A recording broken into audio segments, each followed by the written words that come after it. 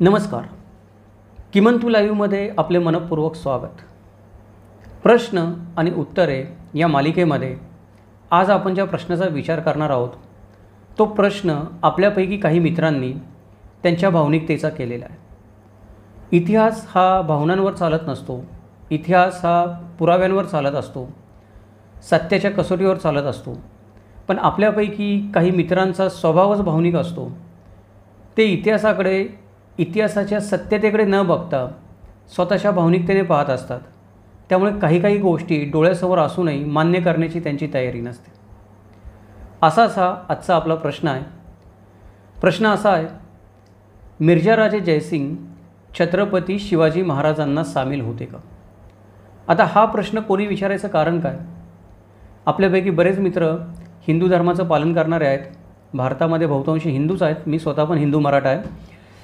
त्यामुळे काही हिंदू मित्रांना आपल्यापैकी असं वाटतं की एक हिंदू राजा दुसऱ्या हिंदू राजाचा विरोध कसा करेल किंवा एक हिंदू राजा दुसऱ्या हिंदू राजावर चालून कसा जाईल. धर्माचा अभिमान असणाऱ्या काही लोकांना असं वाटतं की त्यांना कुठेतरी कमीपणा येतो की एक त्यांच्याच धर्माचा माणूस दुसऱ्या धर्माच्या माणसाचं राज्य बुडवायला बघतो. त्यामुळे कुठे ना कुठेतरी अशी मांडणी केली जाते की बाहेरून जरी विरोध असेल तरी आतून मिर्झा राजे जयसिंग छत्रपती शिवाजी महाराजांना सामील होते. आणि ही मांडणी करण्याच्या मागे एकमेव भूमिका ही असते की त्या व्यक्तीचं स्वतःच्या धर्मावर असणारं प्रेम. एखाद्या व्यक्तीचं स्वतःच्या धर्मावर प्रेम असण्यामध्ये वावगं काहीच नाही आहे. परंतु इतिहास हा धर्मावर चालत नाही. आपण कित्येकदा पाहतो की वेगवेगळ्या लढाया होतात. त्या लढायांमध्ये वेगवेगळ्या धर्माची माणसं वेगवेगळ्या धर्माच्या राजांकडून लढत असतात. उदाहरणच द्यायचं म्हटलं तर हळदीघाटाची जी लढाई झाली त्याच्यामध्ये राणा प्रतापाचा सेनापती होता तो मुसलमान होता आणि अकबराचा सेनापती होता तो हिंदू होता. ज्या वेळेला आपण विजयनगरची तालीकोटाची लढाई बघतो त्याच्यामध्ये पण मुसलमान सैनिक विजयनगरच्या बाजूने लढत होते आणि हिंदू सैनिक बहमनी पातशांच्या बाजूने लढत होते. या जर गोष्टी पाहिल्या, उदाहरणादाखल 2 गोष्टी सांगितल्या फक्त, तर आपल्या असं लक्षात येतं की आपण इतिहास धर्माच्या चौकटीतून बघतो. पण जे लोक इतिहास जगलेले असतात ते त्यांच्या गरजेमधून जगलेले असतात. धर्म हा तेवढा महत्त्वपूर्ण मुद्दा नसतो जेव्हा एखादा व्यक्ती स्वतःच्या पोटासाठी किंवा स्वतःच्या स्वार्थासाठी किंवा स्वतःच्या महत्त्वाकांक्षेसाठी इतिहासामध्ये काही करू पाहत असतो त्यावेळेला. हा असाच प्रश्न आहे. म्हणून आपल्यापैकी काही मित्रांचा असा गैरसमज आहे की मिर्झा राजे जयसिंग हे छत्रपती शिवाजी महाराजांना सामील होते. खरोखर सामील होते का असा प्रश्न ते वारंवार म्हणूनच विचारत असतात. कारण त्यांना स्वतःला पण शंका असते आणि कुठेतरी स्वतःच्या धर्माला वाचवण्याचा पण ते प्रयत्न करत असतात की एकाच धर्माची 2 तुल्यबळ माणसं एकमेकांशी लढू शकत नाहीत. त्यांनी एकमेकांना मदत केली. अशा प्रकारच्या भावनिकतेतून या प्रकारची मांडणी केली जात असते. पण अशी कोणी काही मांडणी जरी करायची म्हणली आजच्या काळामध्ये, घटना घडून गेल्यानंतर 400 वर्षानंतर, तरी ती मांडणी करायला पण कुठे नाही कुठेतरी त्याला काही ना काहीतरी एखादा इतिहासातला दाखला लागतो. म्हणजे असत्याच्या तळाशी पण कुठे नाही कुठेतरी सत्याचा अंश असतो असं म्हणतात. तसं कोणी जरी अशी मांडणी करत असेल की मिर्झा राजे जयसिंग छत्रपती शिवाजी महाराजांना सामील होते तर त्याला देखील कुठे नाही कुठेतरी कुठल्या तरी लिखाणामध्ये किंवा पुस्तकामध्ये काहीतरी आधार मिळालेला असतो. आणि ते पुस्तकं असतं किंवा ते लिखाण असतं, तो संदर्भ असतो, तो इतिहासाचं संसाधन म्हणून मांडलं जात असतं. म्हणून ती व्यक्ती त्याच्या पुढे जाऊन तशा प्रकारची मांडणी करत असते त्या आधारावर. तर या विषयाला काय आधार आहे? नेहमीप्रमाणे या विषयाला आधार आहे सभासदाची बकर. आपल्याला सर्वांना माहिती आहे आणि आपण आपले सभासदाची बकर या विषयावर आपण एक व्हिडिओ बनवलेला आहे स्वतंत्र. त्याच्यामध्ये आपण चर्चा केलेली आहे पुष्कळ सभासद बकरीबद्दल. पण सर्वसाधारणपणे आपल्याला प्रत्येकाला माहीत आहे की सभासद त्याच्या बकरीमध्ये त्याला जो इतिहास सांगायचा आहे तो कोणाच्या नाही कोणाच्या तरी तोंडून सांगण्याचा प्रयत्न करतो. उदाहरणच द्यायचं झालं तर राजाराम महाराजांच्या आज्ञेवरून बकर लिहिल्यामुळे राजाराम महाराजांना खुश करण्यासाठी संभाजी महाराजांबद्दल काही वावग्या गोष्टी सभासद शिवाजी महाराजांच्या तोंडून बोलून दाखवतो. अशा पुष्कळ गोष्टी सभासदाने ज्या त्याला सांगायच्या आहेत पण प्रत्यक्षात घडलेल्या नाहीत, त्या कोणाच्या नाही कोणाच्या तरी तोंडून नाहीतर स्वतःचं काहीतरी निरीक्षण नोंदवून किंवा काहीतरी निमित्ताने सांगितलेल्या आहेत. ज्या गोष्टी घडलेल्या आहेत त्या गोष्टी कोणीतरी म्हटलेल्या आहेत असं सांगून त्याने त्या लिहिलेल्या आहेत. बहुतांश वेळा शिवाजी महाराजच असं म्हटले असं म्हणून सभासदांनी या सगळ्या गोष्टी केलेल्या आहेत. तर मिर्झाराजे जयसिंगांच्या प्रकरणाबद्दल पण मूळ जो उल्लेख आपल्याला सापडतो, ज्याच्यावरून पुढे मांडणी केली जाते की मिर्झाराजे जयसिंग छत्रपती शिवाजी महाराजांना सामील होते, तो आपल्याला सभासदाच्या बकरीमध्ये सापडतो. तर सभासदाच्या बकरीमध्ये सभासदाने काय म्हणलं आहे ते आपण आधी वाचूयात. ते वाचल्यानंतर तुमच्या देखील लक्षात येईल की ते ज्या पद्धतीने लिहिलेलं आहे त्या पद्धतीने ते सभासद इतिहास सांगतो आहे, घडलेला इतिहास तसा असेल का नाही अशी शंका उपस्थित व्हावी अशीच ती सांगण्याची आणि लिहिण्याची पद्धत आहे. तर सभासद बकरीमध्ये जो काही लिहिलेला आहे तो वृत्तांत, तो संदर्भ आपण आपल्या विषयाला सुरुवात करायच्या आधी वाचूयात. तर सभासद नेहमी काय करतो आहे की इतरांच्या तोंडून स्वतःचं भारूड सांगतो आहे. तर हे मिर्झाराजे जयसिंगांच्या बाबतीमध्ये सभासदांनी सांगितलेलं भारूड असं आहे की राजांचा हेजीब आला हे वर्तमान कळून मिर्झा राजांनी बहुत सन्मान करून भेट घेतली. म्हणजे याच्या आधीचा एक पॅराग्राफ छोटासा आहे, तो मी आता वाचत नाही, इथे वाचणं आपला विषय खूप मोठा होईल म्हणून डायरेक्ट जो विषयाशी संबंधित आहे तोच पॅराग्राफ आपण वाचतो आहे. तर सभासद इथे असं सांगतो आहे की राजांचा वकील मिर्झा राजांना भेटायला गेला. ते कळून मिर्झा राजांनी त्या वकिलाचा खूप सन्मान करून त्याची भेट घेतली. बोलणे झाले. जयसिंग बोलिला जे दिल्लीचा पातशाह बहुत जोरावर, यासी शत्रुत्व लाविल्याने शेवट लागणार नाही. राजांनी आपले भेटीस यावे, आपण बराबर घेऊन जाऊन पादशाशी भेट करू. जैसा रामसिंग आपला पुत्र तैसे तुम्ही आहा, आपण तुमचे वाईट करणार नाही. ये विषयी श्री कर्पूर गौराची पूजा करून बेल तुळशी दिल्या आणि पंडितरायाशी वस्त्रे दिली व राजियासच वस्त्रे अलंकार पाठवले आणि सांगून पाठवले की, आता हे पुढचं ऐका बरं का व्यवस्थित, काय सांगून पाठवले शिवाजी महाराजांच्या वकिलाला जयसिंगाने? भेटीचं येणे, 6-4 महिने गड आणि कोट भांडवणे, तोलदारी दाखवणे, मग भेटीस येणे असे सांगून रघुनाथ पंडित राऊ यास गुप्त रूपे निरोप दिला. या 2 ओळी फार महत्त्वाच्या आहेत. म्हणजे सभासद असं म्हणतो की मिर्झाराजे जयसिंगांनी छत्रपती शिवाजी महाराजांच्या वकिलाला असं सांगितलं की भेटीला येणे, पण त्याच्या आधी 4-6 महिने गड भांडवणे, किल्ले भांडवणे, लढवणे, तोलदारी दाखवणे म्हणजे स्वतःची धमक दाखवणे की तुम्ही लढू शकता म्हणून, मग भेटीला येणे असे सांगून रघुनाथ पंडित राऊ यास गुप्तपणे निरोप दिला. म्हणजे असा गुप्त निरोप जयसिंगाने छत्रपती शिवाजी महाराजांना दिला की तुम्ही असं असं करा. पण वास्तवात काय घडलं आहे? वास्तवामध्ये 4-6 महिने पुरंदरचा किल्ला मावळ्यांनी भांडवला आणि तो किल्ला पडायला आल्यानंतर मुरारबाजी देशपांडेसारखा पराक्रमी वीर पडल्यानंतर आणि आजूबाजूची परिस्थिती बघितल्यानंतर महाराजांच्या ही गोष्ट लक्षात आली की तह करण्याशिवाय काही पर्याय नाही. ही वस्तुस्थिती आहे. पण सभासद काय करतो आहे की ते सर्व मिर्झाराजे जयसिंगांच्या तोंडी घालतो आहे, जेणेकरून एका हिंदू राजावर दुसऱ्या हिंदू राजाचं राज्य बुडवल्याचं बालंट येऊ नये. हे लिहितं आहे कोण? सभासद लिहितो आहे. मिर्झाराजे जयसिंग असं बोललेत असं म्हणायला काही जागा आहे, कुठला पुरावा आहे माहीत नाही. सभासदाने कित्येक गोष्टी बोलल्यात, त्या गोष्टी तो ज्या बोलला आहे त्या बघायला तो हजर नव्हता. आणि ज्या घटना घडल्यात त्या घटना घडल्यानंतर त्याने भरपूर वर्षानंतर ही बखर लिहिलेली आहे. त्याला किती आठवल्या असतील आणि महाराजांनी त्याची किती दखल घेतली असेल, म्हणजे सभासदाची किती दखल त्या दरबारामध्ये घेतली जात असेल, सगळ्या गोष्टी सभासदाला सांगून केल्या जात असतील, याच्याबद्दल पण विचार करण्याची गरज आहे. आपण ते सभासद बखरमध्ये तो विषय बोललेलो आहोत व्यवस्थितपणे. इथे आता विषय हा आहे की सर्व काही गोष्टी सभासद मिर्झाराजे जयसिंगांच्या तोंडी घालतोय की तुम्ही असं असं करा, असं मिर्झाराजे जयसिंग महाराजांना सांगतात. मग महाराजांनी काय केलं? ते परतून राजगडास राजाजवळ येऊन वर्तमान सांगितले. म्हणजे वकिलाने ही गोष्ट येऊन महाराजांना राजगडावर सांगितली. त्याचवरून राजे संतुष्ट झाले. जागा जागा गडकोट यासी ताकीद करून तमाम मजबूती करवली आणि गड भांडवणे म्हणूनच स्थळास्थळास सांगून पाठवले. म्हणजे मिर्झाराजे जयसिंगांचा निरोप मिळाल्यानंतर महाराज संतुष्ट झाले की काही हरकत नाही, आपल्यावर काही संकट नाही, आपण काही घाबरायची गरज नाही. 4-6 महिने गड भांडवणे, नंतर तह करणे, नंतर शरण जाणे, नंतर आग्र्याला जाणे, नंतर कैदेत राहणे, नंतर परत येणे. महाराजांना पूर्ण खात्री होती या सगळ्या गोष्टीची. कोणाच्या म्हणण्यावरून? सभासदाच्या म्हणण्यावरून असा ग्रह करून घ्यायला काही हरकत नाही. आता आपण हे सभासदाचं म्हणणं पाहिलं. आता आपण वास्तवात विचार करू. कोंढाण्यासारखा किल्ला स्वतःच्या वडिलांना वाचवायला पण विजापूरच्या बादशाला परत द्यावा लागला, तर महाराजांच्या जीवाची एवढी तळमळ झाली.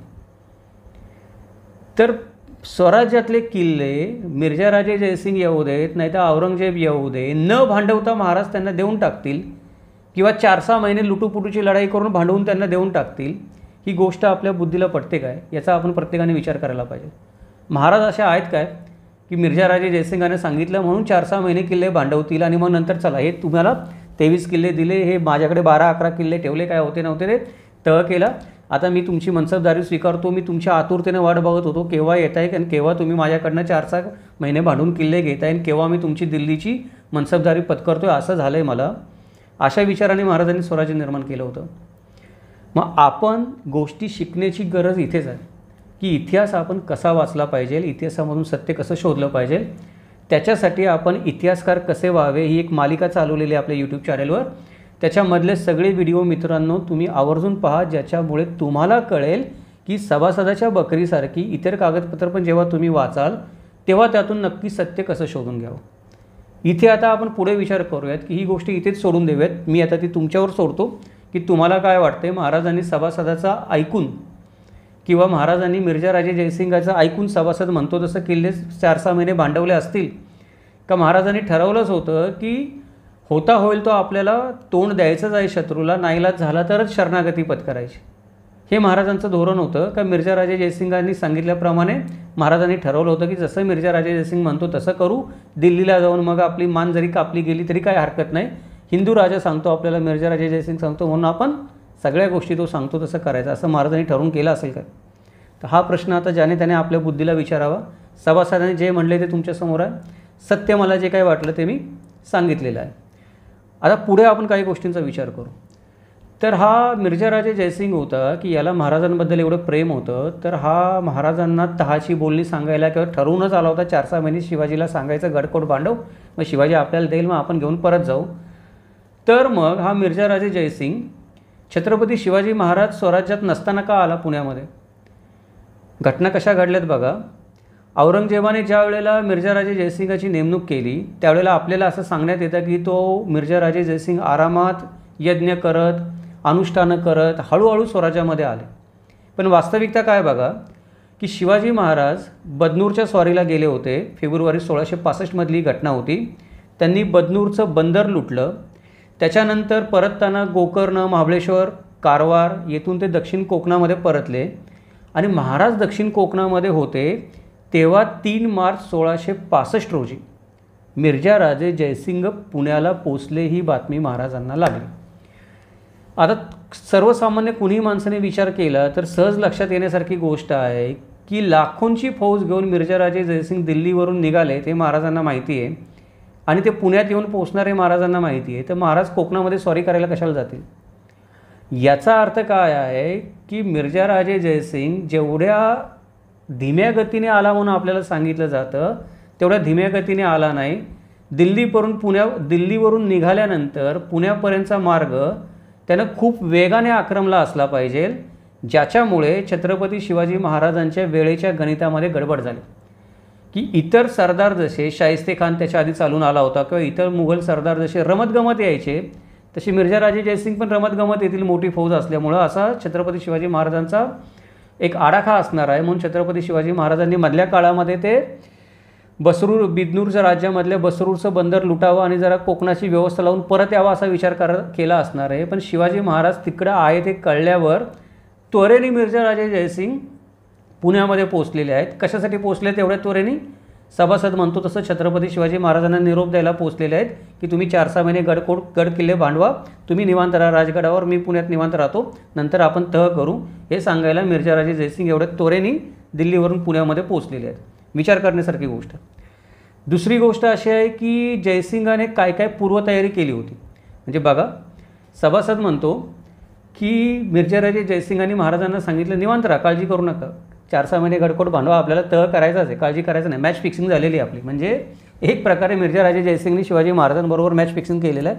काही कारण नाही, तुम्ही एवढे बॉल खेळा, नंतर विकेट टाका, नंतर आपण बसून बघूया काय करायचं ते.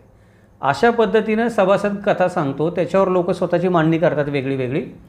तर इथे आता आपण विचार करूयात की मिर्झाराजे जयसिंगनी काय पूर्वतयारी केली होती स्वराज्यावर आक्रमण करायच्या आधी. मिर्झाराजे जयसिंगनी पहिल्यांदा काय केलं की महाराजांची पूर्ण नाकेबंदी करायचं धोरण आखलं की महाराजांची सर्व बाजूने नाकेबंदी करायची, काही केलं तरी पण. त्याच्यासाठी त्यांनी काय केलं की मोहिमेची सगळी सूत्र जी होती ती स्वतःच्या हातामध्ये घेतली. त्यामध्ये कुणीही हस्तक्षेप करायचा नाही असं औरंगजेबाकडून मान्य करून घेतलं. म्हणजे मिर्झाराजे जयसिंग महाराष्ट्रामध्ये छत्रपती शिवाजी महाराजांवर चालून आले त्याचं एकमेव कारण किंवा त्याच्यामागचं त्यांनी जी काही एक गोष्टी करून घेतल्या किंवा नियोजन केलं, जी तयारी दाखवली किंवा त्यांनी तो विडा उचलला किंवा शिवाजी महाराजांवर चालून जायला संमती दिली, ती कुठल्या अटींवर दिली की औरंगजेबाचा पण हुकूम चालणार नाही दक्षिणेमध्ये. जोपर्यंत मी स्वारीवर आहे तोपर्यंत माझा हुकूम शेवटचा असेल, त्यात कुणी हस्तक्षेप करणार नाही अशी अट औरंगजेबाला घातली. ती त्याच्याकडून मान्य करून घेतली. त्याच्यानंतर दक्षिणेमधले जे किल्ले होते त्या किल्ल्यावर जे किल्लेदार होते त्याच्यावर नियंत्रण दिल्लीचं असायचं, म्हणजे औरंगजेबाचं असायचं. तर त्या किल्लेदारांवर पण नियंत्रण स्वतःचं असावं अशी मिर्झाराजे जयसिंगांनी अजून दुसरी अट घातली औरंगजेबाला. तिसरी अट काय घातली की जे काही पैसे लागतील या मोहिमेसाठी ते दक्षिणेतल्या सुब्यामधून किंवा वाटेतल्या कुठल्या पण सुब्यामधून मिर्झाराजे जयसिंगाला काढता आले पाहिजे. मोहिमेच्या खर्चासाठी किंवा शिवाजी महाराजांची माणसं फोडण्यासाठी जेवढा म्हणून जो काही म्हणून पैसा लागेल तो सगळा पैसा जिथून कुठून म्हणून ज्या सुब्यातून मिर्झाराजे जयसिंगाची फौज जाईल त्या सुब्यातून त्या खजिन्यातून मिर्झाराजे जयसिंग उचलणार, औरंगजेबाला सांगणार नाहीत. नंतर सांगतील काय हिशोब झाला ते, आधी सांगणार नाहीत. या सगळ्या अटी मिर्झाराजे जयसिंगांनी मान्य करून घेतल्या. याचे पुरावे उपलब्ध आहेत, कारण फारसी दप्तर व्यवहारामध्ये आपल्याला या सगळ्या गोष्टी व्यवस्थित लिहिलेल्या आढळतात. म्हणून आपण त्या छातीटोपपणे म्हणू शकतो की या गोष्टी अशा घडलेल्या आहेत. एवढं सगळं करून मिर्झाराजे जयसिंग आल्यानंतर मिर्झाराजे जयसिंगांनी काय केलं, शिवाजी महाराजांना निरोप पाठवला पहिल्यांदा की आपण 4-6 महिने गडकिल्ले भांडवा म्हणून, नाही पाठवलं. मिर्झाराजे जयसिंग आल्यानंतर शिवाजी महाराजांचा जेवढा घाटावरचा मुलूक होता तो सगळा घाटावरचा मुलूक मुघलांनी ताब्यामध्ये घेतला. त्याच्यानंतर छत्रपती शिवाजी महाराजांचा कोकणातला संपर्क तोडून टाकण्यासाठी कल्याण भिवंडीपर्यंत वेगळ्या वेगळ्या मार्गावर चौक्या बसवल्या, ठाणी बसवली, वेगवेगळ्या ठिकाणी शक्तिवान सरदारांच्या हाताखाली प्रबळ तुकड्या ठेवल्या, लष्करी तुकड्या ठेवल्या, त्यांना जागरूक राहण्याचा आदेश दिला. शक्य होईल तिथे लुटालूट करून, गावं लुटालूट करून, तिथली माणसं मारून, गुलाम करून, त्यांना वाटेल ते करून नष्ट करण्याचा आदेश दिला. हे एवढं सगळं करून मन भरलं नाही म्हणून अजून स्वराज्याचा नाश व्हावा म्हणून परमेश्वराच्या दरबारामध्ये अनुष्ठान घातलं. देवी प्रयोगी अनुष्ठाने केली, 11 कोटी लिंगे केली. त्याच्यानंतर कोटीचंडी कामनाथ काल रात्री प्रियर्थ जप केला. अशा रीतीने मिर्झाराजे जयसिंगाने 400 ब्राह्मण सतत अनुष्ठानाला बसवून शिवाजी महाराजांचा आणि स्वराज्याचा नाश व्हावा म्हणून न थकता न थांबता सलगपणे अनुष्ठानं चालवली. मग ही एवढी तयारी करून आलेला मिर्झाराजे जयसिंग की त्याने ठरवलंच आहे की ज्याच्याकडे सत्ता आहे, ज्याच्याकडे ताकद आहे, ज्याच्याकडे पैसा आहे, संपत्ती आहे, खजिना आहे, ज्याच्याकडे निर्णय घेण्याचा अधिकार आहे, असा हा मिर्झाराजे जयसिंग शिवाजी महाराजांना कशाला सांगेल 4-6 महिने गडकोट भांडवा म्हणून. त्याला माहिती आहे की माझ्या क्षमतेपुढं शिवाजी मुंगी आहे आजच्या घडीला, त्याला मी कधी पण माझ्या पायाखाली रगडू शकतो. तर 4-6 महिने शिवाजी महाराजांना गड किल्ले भांडवायचा सल्ला देऊन स्वतःचा विजय 4-6 महिने एखादा सेनापती कशाला लांबवेल, या गोष्टीचा पण आपण विचार केला पाहिजे. आपण तो करत नाही. वास्तविकता ही आहे मित्रांनो की या सगळ्या गोष्टी बघितल्या तर आपल्या सहज लक्षात येण्यासारखं आहे की छत्रपती शिवाजी महाराजांचं सामर्थ्य त्यावेळी तेवढं नव्हतंच किंवा त्यांची फौज एवढी शक्तिशाली नव्हती की मिर्झाराजे जयसिंगांनी जर वेढा आवळला किंवा मुघलांनी जर वेढा आवळला तर त्यांच्याकडे लढायला भूभागच शिल्लक राहणार नाही आणि उभं राहायला, पाऊल ठेवायला पण जागा शिल्लक राहणार नाही. तुम्ही किल्ल्यावर बसून करणार काय, खालचा सगळा मुलूक जे शत्रूने वेढला तर कधीतरी किल्ले तुम्हाला खाली करावेच लागतील. ह्या सगळ्या गोष्टी आपण विचारात घेतल्या तर ही गोष्ट कुठूनही पटत नाही की मिर्झाराजे जयसिंगांनी शिवाजी महाराजांच्या वकिलाला सांगून पाठवलं असेल की तुम्ही 4-6 महिने गडकोट भांडवा, आम्हाला धमक दाखवा, बादशाला धमक दाखवा तुमची किती ताकद आहे ती, मग तुम्ही मानाने माझ्याकडे या, म्हणजे तुम्हाला काहीतरी शर्ती अटी माझ्यासमोर ठेवता येतील. बघा आम्ही 4-6 महिने किल्ला भांडवला, आम्ही तुम्हाला अजून वर्षभर तंगवू शकतो, तर तुम्ही घाबरून आमच्याबरोबर काय करा, तहाची कलमं थोडी सैल करा. हे अशा प्रकारच्या गोष्टी होतील हे न पटण्यासारखं आहे. सभासदांनी किती म्हणलं तरी. पुढे बघूयात आपण. आता हे सगळं केल्यानंतर पण ही काय झाली, मिर्झाराजे जयसिंगांची पूर्वतयारी झाली. याच्यानंतर ज्या वेळेला युद्धाला तोंड फुटलं, मिर्झाराजे जयसिंगांचं सैन्य पुण्यामध्ये आलं, त्यावेळेला मिर्झाराजे जयसिंगांची भूमिका आपण बघा. वास्तविकता ही आहे की महाराजांचा वकील मिर्झाराजे जयसिंगांना जाऊन भेटतच होता, वारंवार बोलणी चालूच होती त्यांची. पण मिर्झाराजे जयसिंगांनी एकच ताठर भूमिका घेतली होती की संपूर्ण शरणागतीशिवाय बोलणं होणार नाही. या घटना घडल्या कशा आपण बघूयात. की जयसिंगांचा जो दुय्यम आपण म्हणतो की सेनापती होता, त्यांच्या हाताखाली असणारा दिलेर खान, त्याने पुरंदरला वेढा घातला. पुरंदरला वेढा घातल्यानंतर मिर्झाराजे जयसिंगांनी आदिलशाह, पोर्तुगीज, लहान मोठे जमीनदार, जावळीचे मोरे जे कोणी नाराज होते शिवाजी महाराजांवर, त्यांना शिवाजी महाराजांना मदत करू नका म्हणून सांगितलं. बाकीच्या लोकांना तुम्हाला शिवाजी महाराजांवर सूड घ्यायचा असेल तर आमच्या फौजेत सामील व्हा म्हणून सांगितलं. म्हणजे ज्या लोकांना साम दाम दंडभेद जे प्रेमाने येतील ते ठीक आहे, नाही आले तर धमकवून, नाही आले तर पैसे देऊन, लाच देऊन, नाही आले तर फाटाफूट करून, पण काही करून शिवाजी महाराजांच्या सगळ्या वैऱ्यांना आपल्याजवळ गोळा केलं.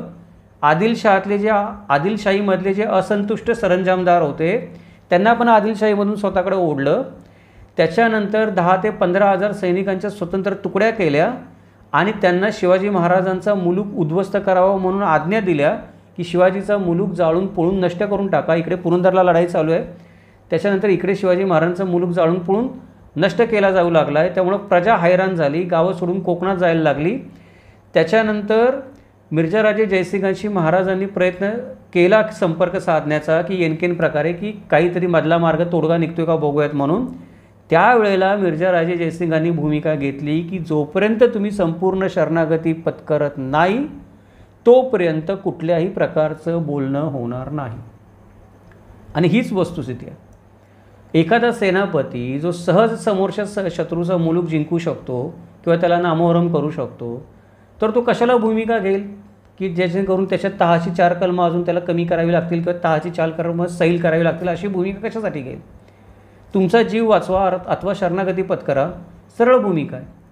तीच भूमिका मिर्झाराजे जयसिंगांनी घेतलेली आहे. छत्रपती शिवाजी महाराजांचा बचाव करण्याची कुठलीही भूमिका मिर्झाराजे जयसिंगांनी घेतलेली नाही आहे. त्यांची भूमिका शेवटपर्यंत अत्यंत ताठर होती. म्हणून नाईलाजाने छत्रपती शिवाजी महाराजांना हाताला रुमाल बांधून मिर्झाराजे जयसिंगांच्या समोर जावं लागलं. इथे विचार करावा का मित्रांनो. छत्रपती शिवाजी महाराज ती व्यक्ती आहेत जी व्यक्ती आदिलशाहच्या दरबारामध्ये पण कधी मुजरा करायला गेली नाही आणि औरंगजेबाच्या दरबारामध्ये मुजरा करायला गेले तेव्हा पण स्वाभिमानानं उभे राहिले. पण छत्रपती शिवाजी महाराज मिर्झाराजे जयसिंगांच्या समोर हाताला रुमाल बांधून गेले होते शरणागती पत्करून. म्हणजे मिर्झाराजे जयसिंगांनी किती फास आवडला असला पाहिजे महाराजांच्या स्वराज्याच्या भोवती, याचा आपण विचार केला पाहिजे. जर मिर्झाराजे जयसिंगांनी वकिलातर्फे असं सांगून पाठवलं असतं की 4-6 महिने गडकिल्ले बांधून तुम्ही परत या मानाने आम्हाला भेटायला, तर महाराज हात रुमालांनी बांधून मिर्झाराजे जयसिंगांकडे गेले नसते, मानाने गेले असतील. मिर्झाराजे जयसिंगांनी पण त्यांचं मानाने स्वागत केलं असतं, सगळ्या गोष्टी झाल्या असत्या. पण मिर्झाराजे जयसिंगांकडे शिवाजी महाराज गेले ही त्यांच्या आयुष्यातली सर्वात मोठी अपमानास्पद गोष्ट झालेली आहे त्यांच्यासाठी. की त्या गोष्टीचे क्लेश जे काही त्यांना झाले असतील त्यांच्या मनाला, ते आपण आज फक्त समजू शकतो. किंवा विचार करा फक्त की छत्रपती शिवाजी महाराज जे कधी कुठल्या बादशाहसमोर झुकले नाहीत, त्यांना एका बादशाहच्या उमरावासमोर हाताला रुमाल बांधून जावं लागत असेल तर त्यांच्या मनाला किती क्लेश झाले असतील. आणि ती वेळ जर त्यांच्यावर आणली असेल कोणी, तर त्या माणसाने त्यांच्याबरोबर किती समजुतीने धोरण घेतलं असेल याचा पण विचार करा. त्यामुळे सभासद म्हणतो ती गोष्ट इथे पण आपल्याला पटत नाही. आता आपण विचार करूयात की पुढच्या गोष्टीचा, की ज्या वेळेला ही लढाई चालू होती, ती लढाई चालू असताना जेव्हा तहाची बोलणी करायची वेळ आली तेव्हा मिर्झाराजे जयसिंगांचा हेतू काय होता आणि छत्रपती शिवाजी महाराजांचा हेतू काय होता, का त्या 2 माणसांना तह करावा लागला, त्या गोष्टीचा आपण थोडक्यात विचार करूया. परिस्थिती बघूया आपण. परिस्थिती अशी होती की 4-6 महिने किल्ला लढवल्यानंतर मधल्या काळात मोगलांनी पुरंदरच्या जवळचा जो रुद्रमाळचा किल्ला होता, तो रुद्रमाळचा किल्ला स्वतःच्या ताब्यात घेतला होता. ही घटना अंदाजे 14 एप्रिल 1665ची आहे. त्याच्यानंतर रुद्रमाळचा किल्ला मोगलांनी ताब्यात घेतला तरी पुरंदरचा किल्ला मोगलांनी ताब्यात घेऊ नये अशी छत्रपती शिवाजी महाराजांची इच्छा होती. आणि पुरंदरचा किल्ला छत्रपती शिवाजी महाराज शरण यायच्या आधीच आपल्या हातामध्ये यावा, म्हणजे छत्रपती शिवाजी महाराजांवर दडपण वाढवता येईल अशी मिर्झाराजे जयसिंगांची इच्छा होती. दिलेर खान सासवडला थान मानून राहिला होता, त्याची हेतू आणि त्याचा हेतू वेगळाच होता की त्याचा हेतू जयसिंगांच्या आधी आपण तो किल्ला जिंकावा, शिवाजी महाराज शरण यायच्या आधी आपण तो किल्ला जिंकावा, म्हणजे किल्ला जिंकल्याचं श्रेय आणि शिवाजी महाराजांना शरण आणल्याचं श्रेय आपल्याला मिळेल अशी दिलेर खानाची इच्छा होती आणि हेतू होता. म्हणजे प्रत्येकाचा वेगळा वेगळा हेतू आणि इच्छा होती. त्याच्यासाठी सर्व शक्ती मोगलांनी काय केली होती की पुरंदरवर केंद्रित केली होती. मोगलांनी बुर्जाच्या उंचीचे दमदमे तयार केले. ही घटना 30 मे 1665 रोजी घडली. त्याच्यावर मोगलांनी तोफा चढवल्या आणि किल्ल्यावर मारा करायला सुरुवात केली मोठ्या प्रमाणामध्ये. त्याचं कारण हे होतं की दिलेर खानाला कुठून नाही कुठून तरी थोडीफार लागली होती की शिवाजी महाराज शरण येऊ शकतात आणि किल्ला पडायच्या आधी शिवाजी महाराज शरण आले तर त्याचं श्रेय जयसिंगांना मिळेल, किल्ला जिंकल्याचं पण आपल्याला मिळणार नाही. मिर्झा राजे जयसिंगाचा पण हेतू होता की शिवाजी महाराज शरण यायच्या आधीच किल्ला पडावा, जेणेकरून त्याचं श्रेय दिलेर खानाला मिळलं तरी चालेल, पण महाराजांवर दबाव वाढवता येईल की तुमचा किल्ला आम्ही जिंकला. विषय हा आहे की आम्ही तुमचे किल्ले जिंकू शकतो, तुम्ही किल्ले 4-6 महिने लढवू शकता, तुम्ही किल्ले वर्षभर लढवू शकता, पण आम्ही किल्ले जिंकू शकतो हे सिद्ध करता येईल, ही मिर्झा राजे जयसिंगांची इच्छा होती. त्याच्यामुळे मराठा आणि मोगल यांच्यामध्ये रोज चकमकी झडत होत्या. त्या फक्त पुरंदरच्या किल्ल्यावर आणि त्याच्या आजूबाजूला झडत नव्हत्या. पुणे प्रांतामध्ये, घाटावर, कल्याण भिवंडी प्रांतामध्ये, कोकणामध्ये सगळीकडे मुघल सैन्य पसरलेलं होतं. जिथे जिथे म्हणून लुटालूट करता येईल करत होते. मराठे पण जिथं जिथं म्हणून त्यांचं गाव खिंडीमध्ये गाठून जिथे प्रतिकार करता येईल ते करत होते. चकमकी सर्वत्र घडत होत्या. मराठ्यांना माघार घ्यावी लागत होती, गावं ओस पडत होती. त्यानंतर जनता गावं सोडून चालली होती, ताकद कमी पडत होती मराठ्यांची. ही सगळी गोष्ट शिवाजी महाराजांना दिसत होती आणि जयसिंगालाही दिसत होती, दोघांनाही दिसत होती. त्याच्यामुळं दोघांचाही कसोशीनं प्रयत्न चालला होता की पुरंदरचा किल्ला काही करून जिंकावा हा मोगलांचा आणि वाचवावा शिवाजी महाराजांचा प्रयत्न होता तह होण्याच्या आधी, म्हणजे जेणेकरून तहाच्या कलमांमध्ये आपल्याला त्या गोष्टीचा उपयोग करता येईल. शिवाजी महाराज पुरंदरच्या किल्ल्याला शिबंदीला मदत पाठवायचा प्रयत्न करत होते, पण मोगलांचा वेढा प्रचंड असल्यामुळे ती मदत अपुरी पडत होती. त्याच्यामुळं शेवटी मोगल पुरंदर घेणार अशी लक्षणं दिसायला लागली सगळ्या बाजूने. मोगलांची लष्करी पथकं मराठ्यांच्या मुलखामध्ये जाऊन जास्तीत जास्त धुमाकूळ घालू लागली. पुरंदर पडायला लागला ते कळल्यानंतर. ह्या सगळ्या गोष्टी बघून पुरंदरचा महाराजांचा जो सेनापती होता मोरारबाजी देशपांडे, त्यांनी एक निश्चय करून हल्ला चढवला की शेवटचा निर्वाणीचा हल्ला चढवून बघूयात की हल्ला वेढा उठवता येतोय का म्हणून. त्याला सुलतान डावा म्हणतात, कारण अशा प्रकारे सुलतान डावा करून मागील कालखंडामध्ये बऱ्याच किल्लेदारांनी किल्ल्याचा लढा उठवला होता. म्हणून मोरारबाजी देशपांडे 700 सैनिकांनिशी बाहेर पडला आणि शहीद झाला त्या हल्ल्यामध्ये. आणि मोरारबाजी देशपांडे शहीद झाल्यानंतर आता मोगल किल्ला घेणार याच्यामध्ये तिळमात्र शंका राहिली नाही, कारण मोरारबाजी देशपांडेसारखा पराक्रमी माणूस जिथे धारातीर्थी पडू शकतो तिथे मागची सिबंदी टिकणार नव्हती मोगलांच्या हल्ल्यासमोर. 4-6 महिने किल्ला लढवून झाला होता, अन्नधान्य शिबंदी संपत आली होती. अशा प्रसंगामध्ये अजून असे किती मोरारबाजी देशपांडे शहीद करायचे मोगलांच्या ताकदीच्या विरोधामध्ये, हा महाराजांसमोर पण प्रश्न होता. स्वतःची माणसं जी जीवाभावाची जोडली होती, शूरवीर माणसं जोडली होती, जीवाला जीव देणारी माणसं जोडली होती. एक एक माणूस वाघासारखा 10-10 माणसांशी लढणारा जोडला होता, पण एक माणूस 10 माणसांशी लढू शकतो, 1000 माणसांशी लढू शकत नाही. वस्तुस्थिती महाराजांना पण कळत होती. मिर्झा राजे जयसिंगांना पण माहीत होती की शिवाजीची माणसं किती पण शूर असतील तरी त्याच्याकडे एवढी माणसं नाही आहेत की माझ्या लाखाच्या सैन्याला पुरून उरतील. त्याच्यामुळे मिर्झा राजे जयसिंग दडपण वाढवत चाललेले होते. आणि या सगळ्या परिस्थितीचा विचार करून शेवटी छत्रपती शिवाजी महाराजांनी दूरदृष्टीने, चाणाक्ष वृत्तीने तह करायचं ठरवलं. हे तह करण्यामागं हेतू एवढाच होता की शक्य होईल तितकं राज्य आणि शक्य होईल तितके किल्ले तह करून का होईना वाचत असतील तर वाचवावेत, कारण लढून तर वाचणार नाहीत. ही गोष्ट आत्तापर्यंत मुघलांची ताकद बघून सिद्ध झालेली होती. त्याच्यानंतर मिर्झा राजे जयसिंगांची ही भूमिका होती की तुम्ही आता काही राज्य वाचण्याची किंवा किल्ले वाचण्याची वगैरे अपेक्षा ठेवू नका, ते आम्ही घेऊच. तुम्ही आता आम्हाला सांगू नका की आम्ही पुरंदर तुमचे स्वाधीन करतोय, पुरंदर आम्ही जिंकलेच जमा आहे, बाकीचे किल्ले पण आम्ही आज नाही उद्या जिंकून घेऊ. तेव्हा तुम्ही काय करा की तुम्ही संपूर्ण शरणागती पत्करा आणि जे काही तुम्हाला आम्ही भीक म्हणून देऊ त्या भीकेवर समाधान मानून राहा. ही मिर्झा राजे जयसिंगांची भूमिका होती. आणि महाराजांची भूमिका होती जेवढं मिळेल तेवढं पदरात पाडून घ्यावं, जास्तीत जास्त लढून घेता येत नाही तर बोलून तरी घेता येते का त्याचा प्रयत्न करावा आपण, काही ना काहीतरी राज्य वाचवावं. या दोन्ही भूमिकेतून कोणत्याही परिस्थितीत युद्ध थांबावं अशी दोघांची इच्छा होती. कारण जरी मोगल जरी मराठ्यांना हरवू शकत होते, त्यांचे सगळे किल्ले जिंकू शकत होते, तरी एक किल्ला जिंकायला 6 महिने लागले आणि पुढचा किल्ला जिंकायला वर्षभर लागले. तरी मराठ्यांकडे एवढे किल्ले होते की मोगलांना प्रत्येक किल्ला जिंकायला पुढची 20 वर्ष लागली असती. ती पुढे लागली पण औरंगजेब आला तेव्हा 27 वर्ष त्याला महाराष्ट्रामध्ये. मग ही वस्तुस्थिती मिर्झाराजे जयसिंगांना पण चांगली माहीत होती की शिवाजी शरण येतो तर चांगलंच आहे, देतोय तेवढे किल्ले न लढता घेऊ त्याच्याकडून. त्याचं कारण आहे की प्रत्येक किल्ला जर लढून घ्यायची वेळ आली ते 1-1 वर्ष लागेल. शिवाजीचं राज्य त्याला त्रास देता येणं सोपं आहे, शिवाजीवर दबाव आणणं सोपं आहे, पण शिवाजीचं सगळं राज्य जिंकणं एवढं सोपं नाही आहे डोंगराळ भागात असणारं. हे मिर्झाराजे जयसिंगांना पण माहीत होतं. त्यामुळे युद्ध थांबावं आणि तह व्हावा असा सगळ्या बाजूने दोघांचाही हेतू होता, दोन्ही पक्षांचा हेतू होता. फक्त प्रत्येकाचे हेतू वेगळे वेगळे होते त्यामागं. तह व्हावा त्यांना वाटत होतं, पण त्यांच्या त्या तहाकडून असणाऱ्या अपेक्षा वेगळ्या वेगळ्या होत्या. आता ही सगळी निकराची परिस्थिती बघितली तर सभासद म्हणतो त्यावर विश्वास किती ठेवणार आपण, की त्याने मिर्झाराजे जयसिंगांना सांगितलं आणि मिर्झाराजे जयसिंगांचं शिवाजी महाराजांनी ऐकलं आणि पुढचं रामायण घडलं. या गोष्टीला भारुडच म्हणायला लागेल. जो कोणी माणूस इतिहास बघेल चौकसपणे त्याच्या या गोष्टी सहज लक्षात येतील. आता पुढे आपण बघूयात की अजून जर मिर्झाराजे जयसिंग शिवाजी महाराजांना सामील होते तर मिर्झाराजे जयसिंगांनी काय करायला पाहिजे होतं, जास्तीत जास्त किल्ले किंवा राज्य शिवाजी महाराजांकडे कसं राहील ते बघितलं पाहिजे होतं. किंवा किल्ले तुम्ही मोगलांचे मनसबदार व्हा पण माणसं तुमचीच ठेवा किल्ल्यावर, असं जयसिंगांनी शिवाजी महाराजांना म्हणायला पाहिजे होतं ना. म्हणजे जर मिर्झाराजे जयसिंग जर शिवाजी महाराजांना सामील असते तर त्यांनी काय म्हणायला पाहिजे, ठीक आहे तुम्ही आता मोगलांचे मनसबदार झाले, तुमचे सगळे किल्ले मोगलांचे झाले, पण तुमचीच माणसं राहू देत किल्ल्यावर. जर मिर्झाराजे जयसिंग शिवाजी महाराजांना सामील असते तर असं म्हणू शकत होते. पण मिर्झाराजे जयसिंगांची पहिली अट काय, शरणागती पत्करा, आम्ही देतो ती भीक घ्या, त्याच्यावर जागा, जेवढं आहे तेवढं, जास्त काही अपेक्षा ठेवू नका.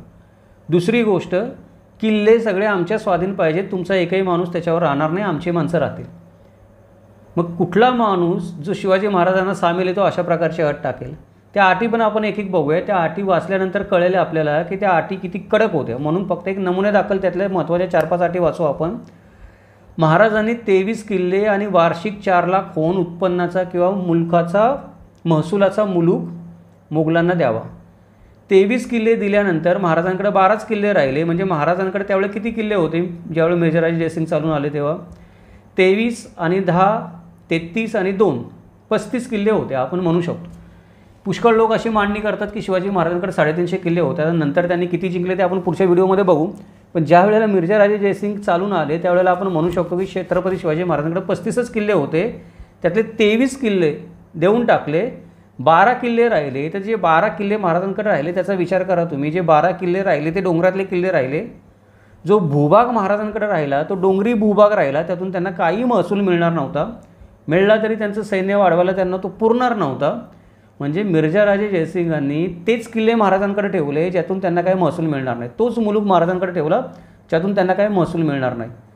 त्याच्यानंतर उरलेले 12 किल्ले आणि वार्षिक 1 लाख होण्याचा मुलूक बादशाहशी राजनिष्ठ राहण्याच्या अटीवर आपल्याकडे बाळगावं. म्हणजे 12 किल्ले पण स्वतःकडे का म्हणून ठेवायचे, तुम्ही दिल्लीच्या बादशाहशी राजनिष्ठ राहाल या अटीवर हे 12 किल्ले स्वतःकडे ठेवायचे.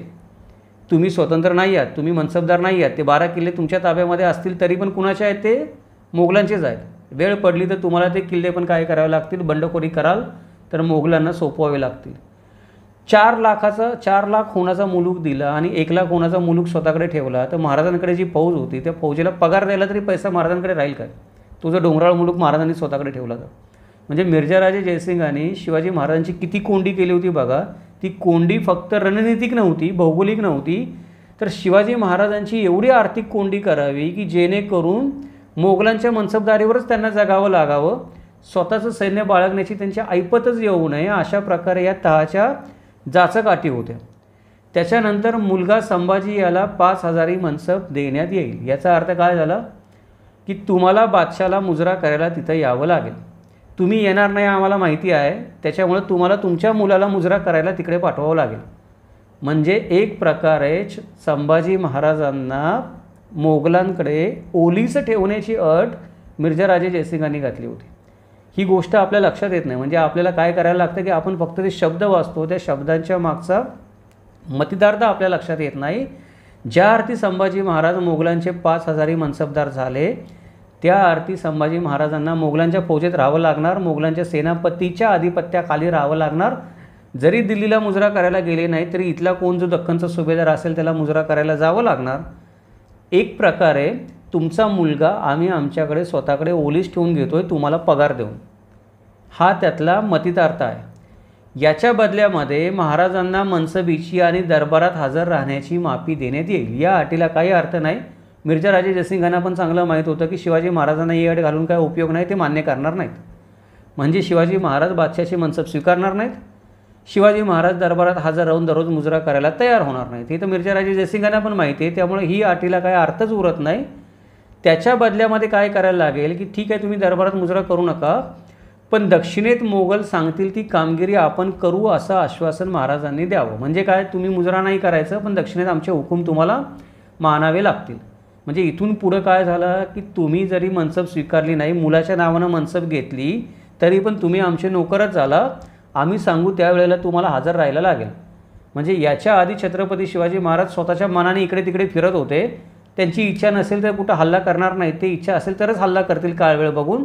पण आता जर मोगलांनी हुकूम दिला तर महाराजांना सैन्य घेऊन तिथं हजर राहणं गरजेचं आहे आणि मोगल सांगतील त्या पद्धतीने लढणं गरजेचं आहे.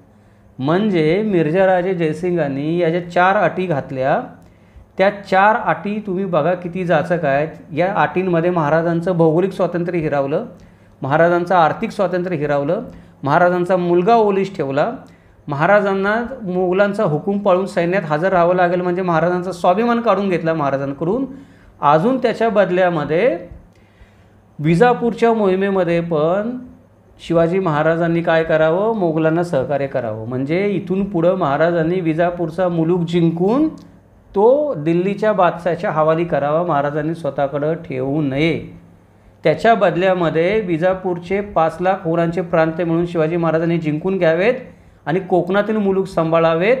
त्या मोबदल्यात वर्षाला 3 लाख होन या हिशोबाने 40 लाख होनांच्या खंडणीचा बादशाही खजिन्यात भरणा करावा.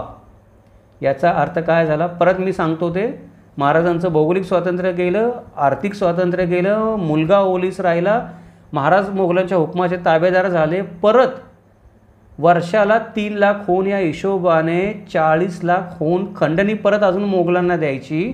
म्हणजे जर एखाद्या माणसाने या सगळ्या अटी पाळायच्या म्हणल्या तर तो माणूस कधी स्वतंत्र राजा होऊ शकेल काय, या गोष्टीचा आपण विचार केला पाहिजे. जे कोणी लोक असं म्हणत असतील की मिर्झा राजे जयसिंग छत्रपती शिवाजी महाराजांना सामील होते, त्यांनी या अटी वाचाव्यात आणि मी सांगतोय त्या मुद्द्यावर परत एकदा विचार करावा आणि स्वतःला पटतं का ते पाहावं की या अटी टाकणारा माणूस छत्रपती शिवाजी महाराजांना सामील असू शकेल काय.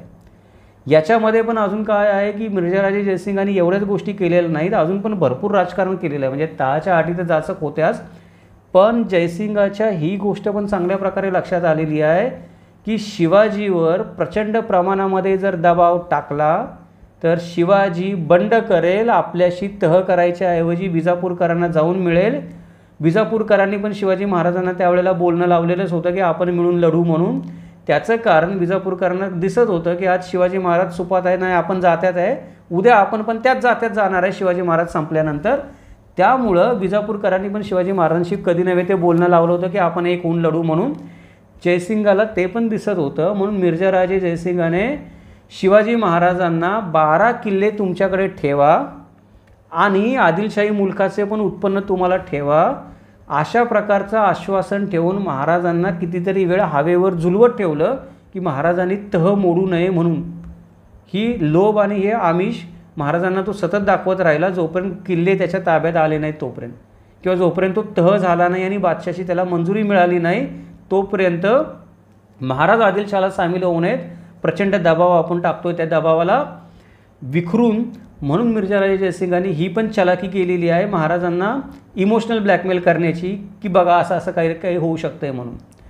पुढची एक गोष्ट आहे की तहाच्या ज्या अटी आहेत त्या तहाच्या अटी जर आपण बघितल्या तर त्या तहाच्या अटीने कोण खुश झाले का, इथे आपण विचार करूया की महाराज खुश झाले त्या तहाच्या अटीने.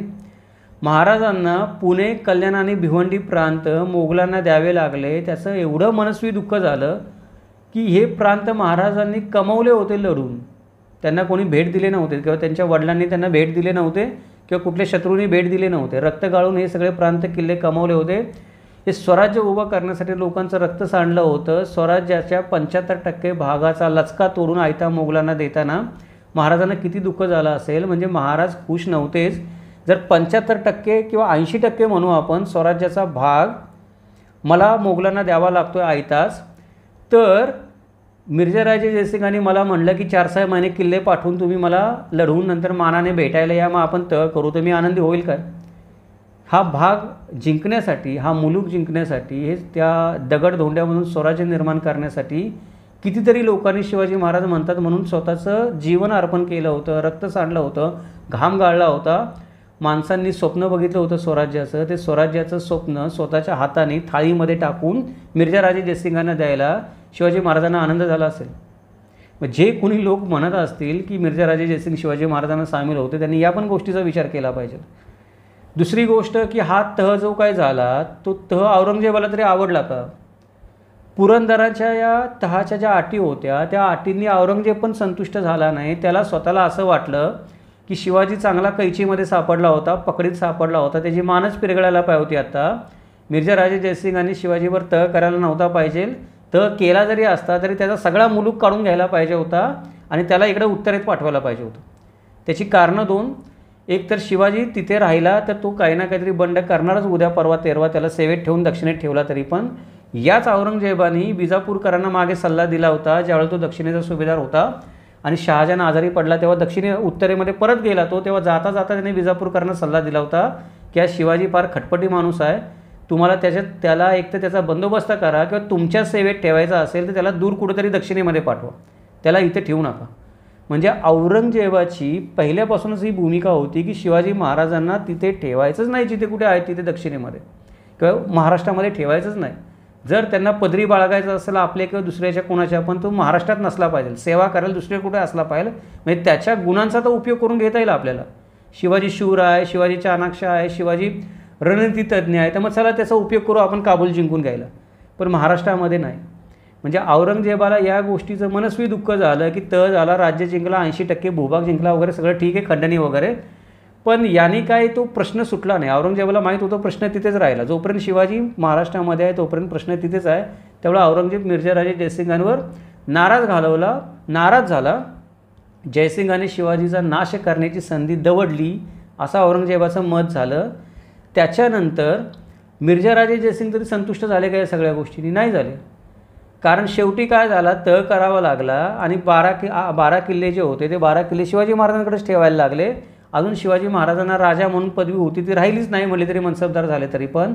म्हणजे शिवाजीचं राज्य पूर्ण बुडवल्याचं श्रेय मिर्झाराजे जयसिंगांना पण मिळालं नाही. शिवाजीला शरण आणण्याचं श्रेय मिळालं, पण पूर्णपणे जो मोगली मनसबदारीचा मोगली सल्तनतीचा काटा होता तो काटा उपसून काढला त्याचं निर्भेळ श्रेय मिर्झाराजेंना पण मिळालं नाही.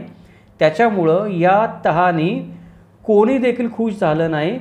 कोकणावरचे काही किल्ले आणि घाटावरचे काही किल्ले महाराजांनी टिकवून ठेवले, हे महाराजांचं कूटनीतीचं यश झालं, पण ते यश पुरेसं नव्हतं टिकून राहण्यासाठी भविष्यामध्ये, याची त्यांना पण चांगली जाणीव होती. म्हणजे काय की या तह जर आपण बघितला तर या तहाने आपल्याला कोणीही खुश झालेलं दिसत नाही. जिथे औरंगजेब तहाने खुश नव्हता, जिथे मिर्झाराजे जयसिंग पण तहाने खुश नसतील, त्यावेळेला आपण असं कसं म्हणू शकतो की मिर्झाराजे जयसिंग शिवाजी महाराजांना सामील होते आणि त्यांनी स्वतःला नाखुश ठेवलं, त्यांनी स्वतःच्या धन्याला नाखुश केलं आणि शिवाजी महाराजांना खुश केलं. सभासद म्हणतो त्याने जर जायचं म्हणलं त्याचा अर्थ तसाच होतो. म्हणजे जो कोणी व्यक्ती असं म्हणत असेल की मिर्झाराजे जयसिंग शिवाजी महाराजांना सामील होते तर त्याने या गोष्टींचा पण विचार केला पाहिजे की स्वतःच्या धन्याला नाखुश करून मिर्झाराजे जयसिंग शिवाजी महाराजांना सामील होतील काय? नाही होणार. ही गोष्ट आपण कधीही विचारात घेत नाही. आपण जे दिसतं ते वाचतो आणि त्याच्यावर विश्वास ठेवून पुढं चालतो. आता त्याच्यानंतरची आपण गोष्ट बघावी की त्याच्यानंतर पुढं पण काय गोष्टी झाल्या की पुरंदरचा तह झाल्यावर गोष्टी संपलेल्या नाहीत. म्हणजे मिर्झाराजे जयसिंगांचा विचार आपण काय करतो, पुरंदरच्या तहापुरता करतो. चला पुरंदरचा तह झाला, तिथून महाराज आग्र्याला गेले, मिर्झाराजे जयसिंगांचा विषय संपला. म्हणजे महाराज आग्र्याला गेले की आपल्या लेखी मिर्झाराजे जयसिंगांचा विषय संपतो, पण वास्तवात तो संपत नाही मित्रांनो. पुरंदरचा तह झाल्यानंतर पण मिर्झाराजे जयसिंगांनी विजापूरवर चाल केली, कारण औरंगजेबाने त्यांना आदेश दिला होता की आता तुम्ही मराठ्यांना निपटलं, शिवाजीला काबूत आणलं, चांगली गोष्ट आहे, आता तेवढं विजापूरचं राज्य बुडवून टाका. म्हणजे औरंगजेबाचं समाधान दक्षिण अख्खी बुडवल्याखेरीज होणं नव्हतं, तर त्या 12 किल्ले शिवाजी महाराजांकडे ठेवल्यावर औरंगजेब खुश होईल का, याचा आपण पण विचार केला पाहिजे. मिर्झा राजे जयसिंगांनी पण नव्याने मोगलांचे मनसबदार झालेले शिवाजी महाराजांना हुकूम सोडला की आता तुम्ही आमच्याबरोबर मोहिमेला चला म्हणून. महाराज मोहिमेवर गेले. मोहिमेवर गेल्यानंतर विजापूरकरांनी मोठा लढा दिला प्राणपणाने विजापूर वाचवण्यासाठी. विजापूरकरांचा जो एक महत्त्वाचा प्रधान होता मुल्ला अहमद, तो पण मोगलांकडे गेला. मोगलांची खासियत होती पैसे टाका, माणसं फोडून घ्या, राज्य खिळखिळा करा. तरी देखील विजापूरकरांनी लढण्याची शर्त केली. जानेवारी 1666 घटना झाली. त्यावेळेला निकराच्या लढाईमध्ये मोगलांना माघार घ्यावी लागली आणि मिर्झा राजे जयसिंगांना परत सोलापूरला येऊन राहावं लागलं. त्याच्यानंतर शिवाजी महाराजांच्या विरोधामध्ये कपट कारस्थानं चालू झाली. दिलेर खान शिवाजी महाराजांना मारणार अशी गोष्ट दिसायला लागली. त्यावेळेला मिर्झा राजे जयसिंगांनी काय करावं की शिवाजी महाराजांना संरक्षण द्यायच्या ऐवजी शिवाजी महाराजांना पन्हाळगडचा किल्ला जिंकण्यासाठी पाठवलं. म्हणजे शिवाजीचं काही बरं वाईट झालं तर तिकडे होऊ देत पन्हाळगडाच्या किल्ल्यावर, नाही तर दुसरीकडे कुठेतरी होऊ दे, माझ्या छावणीमध्ये दिलेर खानाकडून शिवाजीचं काही बरं वाईट होऊ नये. म्हणजे शिवाजी महाराजांचं संरक्षण केलं का मिर्झा राजेंनी? नाही केलं. दिलेर खानाने कट कारस्थानं करणारच शिवाजीला मारायची ही गोष्ट उघड झाली. कारण दिलेर खानाला औरंगजेबाचा पाठिंबा होता. शिवाजी मेला तर औरंगजेबाला पाहिजेच होता. तो विष घालून मरू देत, नाही तर लढाईत मरू देत, नाही तर शरण येऊन मरू देत, कसा पण मरू, तो मरू देत एकदाच. मग ती गोष्ट जर कुणी करत असेल तर त्याला औरंगजेब काय करणार आहे? कुरवळणारच आहे ना. मिर्झा राजे जयसिंगांना पण ही गोष्ट चांगली माहीत होती. मग त्यांनी काय केलं की शिवाजी महाराजांना वाऱ्यावर सोडून दिलं, तुम्ही जावा पन्हाळगडाला, नाही तर तुम्ही जावा तुमच्या राज्याकडे, तिकडे कुठे पण जावा, तिकडे दिलेर खानाने तुमचा खात्मा केला, आम्हाला काही फरक पडत नाही. हे वास्तव आपण लक्षात घेत नाही. याच्यामध्ये आपण फक्त म्हणतो की नाही, दिलेर खानाच्या कटाचा सुगावा लागल्यावर मिर्झा राजे जयसिंगांनी शिवाजी महाराजांना म्हटलं तुम्ही पन्हाळगड जिंकायला जावं. पन्हाळगड जिंकायला जावं, तिकडे दिलेर खानाची माणसं मारणार ना शिवाजी महाराजांना. जर विष घालूनच मारायचं तर कुठे पण मारतील ना. म्हणजे तुम्ही काही संरक्षण केलं का महाराजांचं? नाही केलं.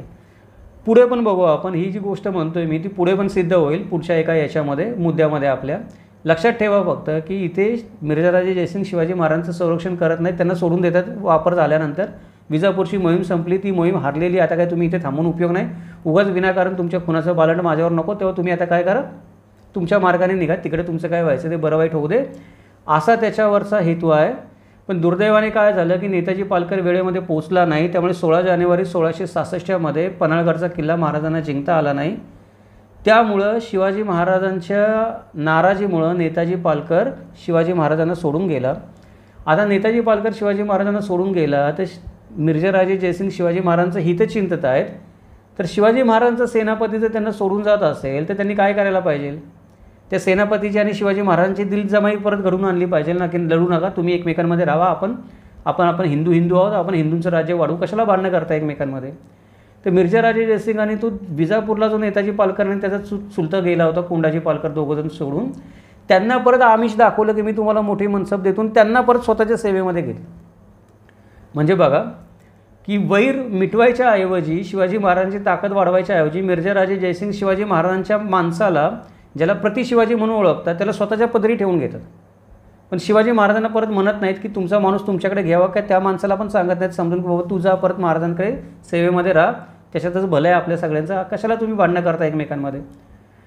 म्हणजे ह्या गोष्टीचा पण जर आपण विचार केला तरी पण आपल्या लक्षात येते की मिर्झा राजे जयसिंगांची इच्छा शिवाजी महाराजांना कमकुवत करण्याचीच होती. आणि हे सगळं झाल्यानंतर पण पुढची घटना थोडी आधीच सांगतो. महाराज सुटून आल्यानंतर हेच मिर्झा राजे जयसिंग आहेत, या नेताजी पालकरला औरंगजेबाच्या हुकमावरून कैद करून आग्र्याला पाठवतात. आग्र्याला त्याचं काय होणार आहे हे मिर्झा राजे जयसिंगांना माहीत नसेल, असं या गोष्टीवर कोणी शेवडं पोरगं देखील विश्वास ठेवणार नाही. शिवाजी महाराज पळून आलेले आहेत आणि नेताजी पालकरला कैद करून आपण आग्र्याला पाठवतो, तर त्याच्यासमोर काय वाढून ठेवले समोर? मिर्झा राजे जयसिंगांना ती गोष्ट माहीतच असणार आहे. त्यांनी अख्खी उमर गेली त्यांची औरंगजेबाची सेवा करण्यामध्ये. तरी पण तुम्ही तुमच्याच धर्मातल्या एका माणसाला तिकडे लोटून देता की जा तू आता मर, तुझं तू बघ, काही पण कर, माझ्या धन्याचा हुकूम आलेला आहे. म्हणजे किती हित चिंतत होते मिर्झा राजे शिवाजी महाराजांचं, मराठ्यांचं आणि मराठ्यांच्या राज्याचं आणि मराठी माणसाचं पण, ते त्याच्यामधून कळतं आहे. एखादा माणूस म्हणला असता की तू नेताजी पालकर पळून गेला महाराज तुमचा हुकूम यायच्या आधी, किंवा नेताजी पालकरला सांगितलं असतं तू वाटेतून पळून जा कुठेतरी, काहीतरी व्यवस्था केली असते ना. करायचंच म्हणलं एखाद्या माणसाने, जर मिर्झा राजे जयसिंग सामीलच आहेत शिवाजी महाराजांना, तर शिवाजी महाराजांच्या सेनापतीला भले तो त्यांना सोडून गेला आहे, कशाला मरणाच्या दारामध्ये पाठवतील.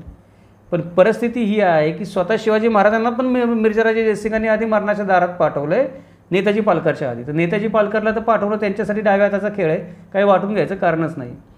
या सगळ्या गोष्टी विचार करता परत एकदा विचार करा की मिर्झाराजे जयसिंग सामील असू शकतात छत्रपती शिवाजी महाराजांना. त्याच्यानंतर अजून एक मिर्झाराजे जयसिंगांनी जी गोष्ट केली ती गोष्ट मराठ्यांच्या राज्याला एवढी हानिकारक झाली, पहिल्यापासूनच त्रासदायक होती, नंतर ती अत्यंत हानिकारक झाली. ती एक गोष्ट मिर्झाराजे जयसिंगांनी केली ती म्हणजे जंजिऱ्याच्या सिद्धींना मिर्झाराजे जयसिंगांनी 1665 नंतर मोगलांचं चाकर बनवलं. आता जंजिऱ्याच्या सिद्धीचा इतिहास हा आहे की मूळचे ते निजामशाहीचे मनसबदार होते. निजामशाही बुडाल्यानंतर नावाला ते विजापूरकरांच्या अंमलाखाली राहायला लागले की विजापूरकरांचा नाममात्र आदेश मानून ते स्वतंत्रच राहत होते आणि त्रास देत होते स्वराज्याला. या मिर्झाराजे जयसिंगांनी त्या जंजिऱ्याच्या सिद्धींना मोगली मनसबदार बनवलं, त्यांना मोगलांच्या आरमाराचं प्रमुख बनवलं. याचा अर्थ असा झाला की आधी हे सिद्धी महाराजांना इतका त्रास देत होते कोकणपट्टीवर, आता त्यांना मोगलांचं बळ मिळालं, मोगलांचं अधिकारिक प्रशस्तीपत्र मिळालं, त्यांच्या आरमाराला मोगलांचा पैसा मिळाला. साहजिकच आहे महाराजांना ही गोष्ट खटकलेली आहे की तुम्ही आम्हाला घेतलं तुमच्यामध्ये सामील करून, तुम्ही स्वतःला आमचे हितकर्ते म्हणवता, तर ही जी व्यक्ती आहे किंवा ही जी माणसं आहेत, हा जो शत्रू आहे हा आमचं अहित चिंतणार आहे, हा कधीच आमचं हित चिंतू शकत नाही, त्याच्याने आमचं हित कधीच जुळू शकत नाही. तर तुम्ही एकाच ताटामध्ये दोघांना आम्हाला जेवायला घालू नाही शकत. तुम्ही एक तर त्यांचे हितचिंतक असू शकता किंवा आमचे हितचिंतक असू शकतात. पण मिर्झाराजे जयसिंग हे छत्रपती शिवाजी महाराजांचे आणि मराठ्यांचे हितचिंतक नव्हतेच, म्हणून त्यांना जंजिऱ्याच्या सिद्धीला मोगलांच्या चाकरीमध्ये आणताना काही वाटलं नाही. छत्रपती शिवाजी महाराजांना ही गोष्ट मनाला लागली. त्यांना असं वाटलं की मिर्झाराजे जयसिंगांनी ही जी गोष्ट केलेली आहे ती त्यांच्या कोकणातल्या अधिकारावर आक्रमण आहे. आणि ही वस्तुस्थितीच आहे की मी माझे घाटावरचे सगळे किल्ले तुम्हाला दिले, मी एवढा मोठा मुलूक तुम्हाला तोडून दिला, मी एवढी तुम्हाला 40 लाख खंडणी देतोय, मी माझा मुलगा तुमच्याकडे ओलीस ठेवला, आता तुम्ही माझ्या हिताचा विचार करायला पाहिजे ना. मला एवढ्या कोंडीमध्ये टाकून किंवा खिंडीमध्ये कोंडून तुम्ही परत अजून एक वैरी माझ्या उरावर बसवताय, त्याला ताकद देताय. तर तिथून पुढे महाराजांमध्ये आणि मिर्झाराजे जयसिंगांमध्ये थोडेफार मतभेद व्हायला सुरुवात झाले. पण परिस्थिती अशी होती की विजापूरच्या लढाईमध्ये पराभव झाल्यामुळे मिर्झाराजे जयसिंगांची फजिती झालेलीच होती. त्याच्यानंतर अशी भीती मिर्झाराजे जयसिंगांना वाटायला लागली की या जंजिऱ्याच्या सिद्धीच्या प्रकरणामुळं महाराज नाराज झाल्यामुळं की आता कदाचित महाराज विजापूरकरांना जाऊन मिळतील, विजापूरकरांच्या विरोधात आपल्याला यश येतच नाही आहे, महाराज पण त्यांना जाऊन मिळाले, तर मग हे जे दक्षिणेतलं राजकारण आपण सगळं जुळवलेलं आहे, आपला सगळीकडे उदो उदो होतोय, नामघोष होतोय, आपला सगळीकडे जय जयकार होतोय, शिवाजीला आपण शरण आणलं म्हणून, हा शिवाजी जर आता जाऊन विजापूरकरांना मिळाला चिडून, या सिद्धीला आपण आपल्या ताब्यामध्ये घेतलं किंवा अजूनही कारणं असतील भरपूर, त्याच्यामुळे काही कारणाने शिवाजी जर विजापूरकरांना जाऊन मिळाला तर आपल्या पदरी अपयश येईल. विजापूरचं राज्य जिंकल्याचं तर यश नाहीच, शिवाजी पण जाऊन मिळाला त्याला, परत इथे दक्षिणेमध्ये शिवाजीशी विजापूरकरांशी लढायची वेळ येईल. ते लढाईला यश येईल का नाही, किती काळ लढावं लागेल ते पण माहिती नाही. याची जंजिऱ्याच्या सिद्धीला याची मिर्झाराजे जयसिंगांना कल्पना आल्यानंतर हे मिर्झाराजे जयसिंग स्वतःच्या कपटीपणाचा पुरावा काय देतात बघा. मिर्झाराजे जयसिंग स्वतः औरंगजेबाला कळवतात की तुम्ही शिवाजीला आग्र्याला बोलवून घ्यावं. औरंगजेबाने तहामध्ये कुठेही अशी अट घातली नव्हती मित्रांनो की शिवाजीला आग्र्याला मला मुजरा करायला पाठवावं किंवा शिवाजीला मला आग्र्याला भेट द्यायला पाठवावं. शिवाजीला आग्र्याला बोलवून घ्यावं असं सांगतात मिर्झाराजे जयसिंग औरंगजेबाला. कशासाठी? स्वतःची कातडी वाचावी म्हणून. विजापूरकर आणि शिवाजी महाराज एकत्र होऊन परत दक्षिणेतल्या माझ्या राजकारणाला किंवा यशाला गालबोट लागू नये म्हणून मिर्झाराजे जयसिंग शिवाजी महाराजांना बळीचा बकरा बनवायला पण तयार होतात. मग हे मिर्झाराजे जयसिंग शिवाजी महाराजांना सामील असू शकतात? आपण आपल्या बुद्धीला ताण दिला पाहिजे. ज्या वेळेला अशा प्रकारे त्यांनी औरंगजेबाला सुचवलं त्यानंतर औरंगजेबाने पण अत्यंत आनंदाने हुकूम पाठवला, कारण त्याची इच्छाच होती महाराजांना येणकरीन प्रकारे महाराष्ट्रातून बाहेर काढणं काही पण करून. महाराजांचा हुकूम आल्यानंतर महाराज आग्र्याला जायला राजी नव्हते. महाराजांना माहीत होतं तिथे गेल्यावर काय रामायण घडणार पुढे ते. पण हाच तो जयसिंग आहे की या जयसिंगाने महाराजांची समजूत घातली की तुम्ही जर आग्र्याला गेलात तर कदाचित पुरंदरच्या तहातल्या काही अटी आहेत त्या अटी सैल होऊ शकतील. म्हणजे तुम्हाला 40 लाख खंडणी द्यावी लागते, ती कदाचित कमी द्यावी लागेल. तुमचा कदाचित काही मुलूक तुम्हाला परत मिळेल, बादशाह कदाचित तुम्हाला मोठा अधिकार देईल, काय सांगावं, बादशाह तुम्हालाच दिल्लीतला दक्षिणेतला सुभेदार बनवून परत पाठवेल. म्हणजे ही जयसिंग महाराजांची समजूत घालतोय महाराजांनी दिल्लीला जावं म्हणून. महाराजांच्या भोवती फास एवढा आवडला होता की मरता क्या न करता अशी महाराजांची परिस्थिती त्या काळामध्ये झाली होती. चला हे पण करून बघू या उद्देशाने महाराजांना नाईलाजानं स्वतःचा जीव धोक्यात घालून या मिर्झाराजे जयसिंगाच्या कुटील कारस्थानामुळं इथून महाराष्ट्रातून आग्र्याला जावं लागलं आणि महाराजांवर तिकडे जाऊन जीवावरचं प्राणांतिक संकट आलं. महाराजांना प्राणांतिक संकटामध्ये टाकणारा, त्यांचा हितचिंतक म्हणवणारा मिर्झाराजे जयसिंग हा एकच व्यक्ती महाराजांच्या इतिहासातला आहे. बाकीच्या ज्या लोकांनी महाराजांना प्राणांतिक संकटामध्ये टाकलं ते अफजल खान असतील, सिद्दी जोहर असेल, अजून कोणी असतील, ते शत्रूच होते, ते त्यांचा हितचिंतक म्हणवणारे नव्हते. मिर्झाराजे जयसिंग इथे स्वतःला हितचिंतक म्हणून महाराजांना बळीचा बकरी बनवायचा प्रयत्न करतोय. ही गोष्ट आपण लक्षात घेतली पाहिजे. त्याच्यानंतर अजून परत महाराज ऐकत नाहीत म्हणल्यावर माझा मुलगा रामसिंह तिथं आहे, तो तुमची आग्र्यामध्ये पूर्ण काळजी घेईल असं एका राजपुताचं वचन आहे. असं वचन देऊन मिर्झाराजे जयसिंग महाराजांना आग्र्याला पाठवतात.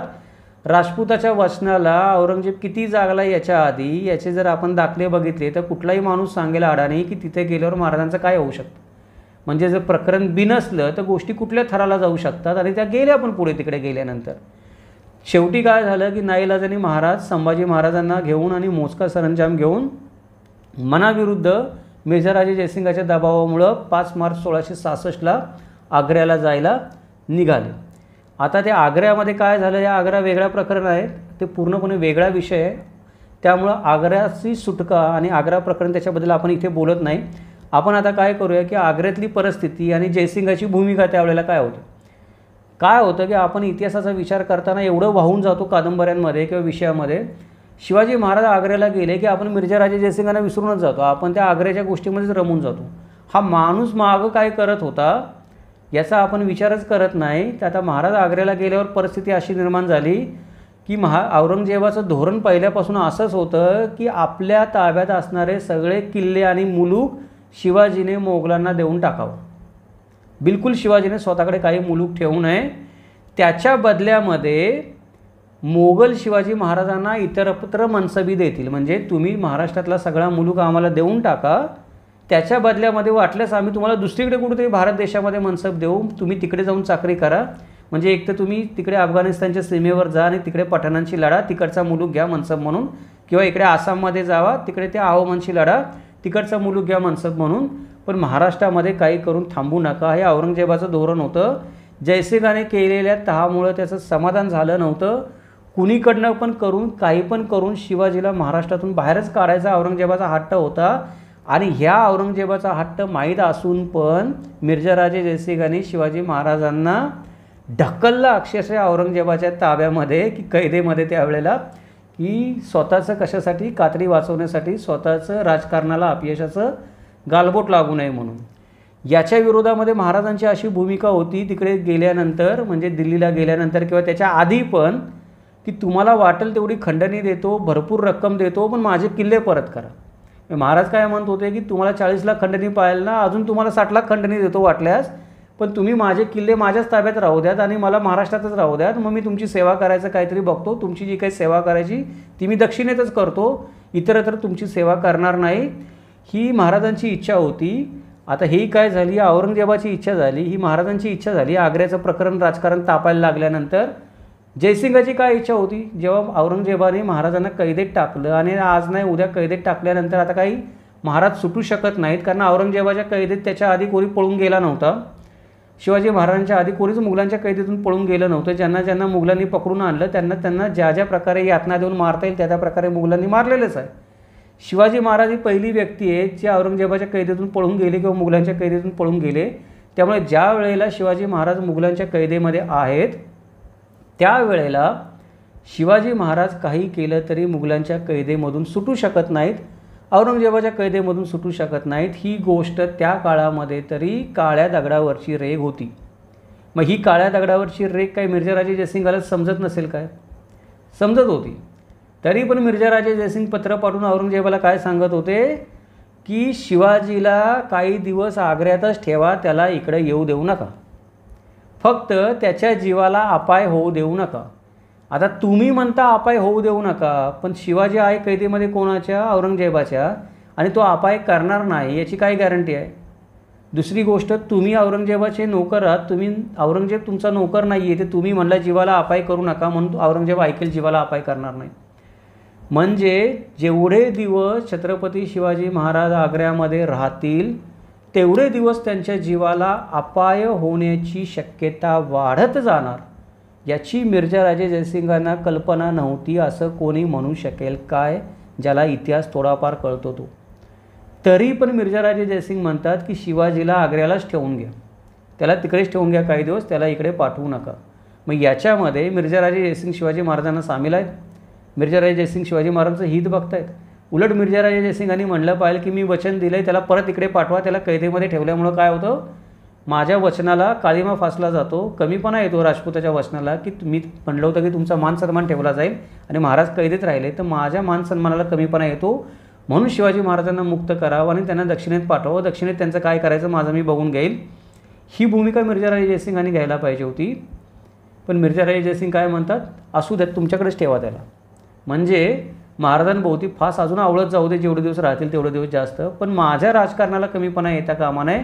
मी राजपूत, मी मुघलांचं स्वामिनिष्ठ चाकर, मला कमीपणा येता कामा नये. माझे आत्तापर्यंतची जी कारकीर्द आहे मुघलांची गुलामी करण्याची ती इतकी उज्ज्वल आहे की त्याला शेवटचं माझं अभियान फेल गेलं असं त्याला आपण म्हणतो की गालबोट लागू नये अशी मिर्झा राजे जयसिंगांची इच्छा आहे. मग त्याच्या बदल्यामध्ये औरंगजेबाने महाराजांचा जीव घेतला तरी चालेल, काय हरकत नाही. औरंगजेब जीव घेतो ना, मी नाही घेते ना, माझा काही संबंध नाही. ही अशा प्रकारची भूमिका आहे मित्रांनो. तरी आपण असं म्हणतो की मिर्झा राजे जयसिंग शिवाजी महाराजांना सामील होतात. मग मला कधी कधी कळत नाही की असं म्हणणाऱ्या माणसावर हसावं की रडावं. आता काय झालं की तरी पण काय झालं की शिवाजी महाराज आग्र्यावरून सुटून शेवटी काय झाले, दक्षिणेकडे आलेच. म्हणजे शिवाजी महाराजांनी एवढं सगळं केल्यानंतर शिवाजी महाराज दक्षिणेकडे आलेच परत. शिवाजी महाराज आग्र्यावरून सुटून दक्षिणेकडे आल्यानंतर जर खरोखर मिर्झा राजे जयसिंग शिवाजी महाराजांना सामील असतील तर त्यांनी काय भूमिका घेतली पाहिजे. बरं झालं तुमचा जीव वाचला, बरं झालं मला कळलं तर औरंगजेब कपटी आहे, तो तुमच्या जीवावर उठला होता, आता मी औरंगजेबाची चाकरी करणार नाही, आपण दोघंजण म्हणून काही स्वराज्याचं काम करता येते का करू. ही भूमिका घ्यायला पाहिजे ना मिर्झा राजे जयसिंगांनी. शिवाजी महाराज पळून आल्यानंतर आग्र्यावरून मिर्झा राजे जयसिंग याच्या उलट औरंगजेबाला मुजरा करायला परत उत्तरेकडे चालले. दुर्दैवाने त्यांची ती शेवटची इच्छा पूर्ण झाली नाही की आपल्या मालकाला मुजरा करून मरावं. वाटेमध्येच त्यांना मृत्यू आला. या भाषेमध्ये बोलू नये पण करणी तशीच आहे, त्यामुळे बोलावं लागतं कधी कधी. पण सगळ्या घडामोडी बघता जो सारांश निघतो तो सारांश थोडक्यामध्ये सांगतो. तो सारांश फक्त तुम्ही ऐका आणि मग तुम्हीच निर्णय घ्या. सर्व आपण शून्य लोक आहात, जसं ज्ञानेश्वर महाराजांनी म्हणले आहे की तुम्ही श्रोते उत्साहाची मूर्ती, तुम्हामुळे आम्हा बोलावायची स्फूर्ती. तसं तुम्ही ऐकतात म्हणून मला बोलावायची स्फूर्ती आहे. तुम्ही सर्व शून्य लोकच आहात. तर मी आता सारांश सांगतो काय काय घडलं मिर्झा राजे जयसिंगांचा थोडक्यामध्ये प्रकरणाचा आपण ऐकलं त्याच्यानंतर तुम्ही निर्णय घ्या आणि ठरवा मिर्झा राजे जयसिंग छत्रपती शिवाजी महाराजांना सामील होते का नव्हते. पहिली गोष्ट म्हणजे मिर्झा राजे जयसिंगांनी सगळे अधिकार बादशाहकडून काढून स्वतःकडे घेतले. म्हणजे शिवाजीला सर्व बाजूने दाबण्यासाठी, सर्व मनमानी करण्यासाठी सर्व अधिकार स्वतःकडे घेतले. स्वतःच्या कर्तृत्वावर विश्वास नव्हता किंवा शिवाजी महाराजांचा महिमा आघात होता त्या काळामध्ये, म्हणून अनुष्ठानं, जप, यज्ञ, कर्मकांड केली. म्हणजे देवांना पण ओलीस ठेवलं शिवाजी महाराजांचा पराभव करण्यासाठी.